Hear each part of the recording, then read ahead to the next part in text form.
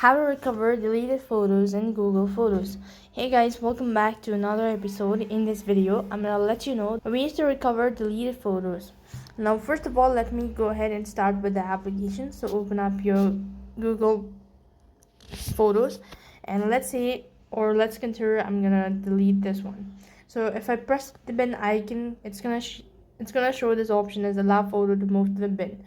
Now that you're on this page, what you can do is you could go ahead and press on the collection, or you could go to the bin section, and here you should be able to find it. However, in some cases this might not be the option and it might be deleted permanently.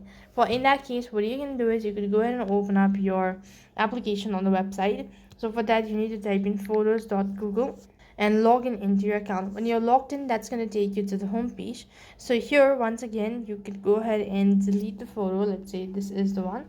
Let's me go ahead and press on it, and you should be able to find the photo in your bin page. Press the tab bar icon and go to the bin icon, and here you should be able to locate it.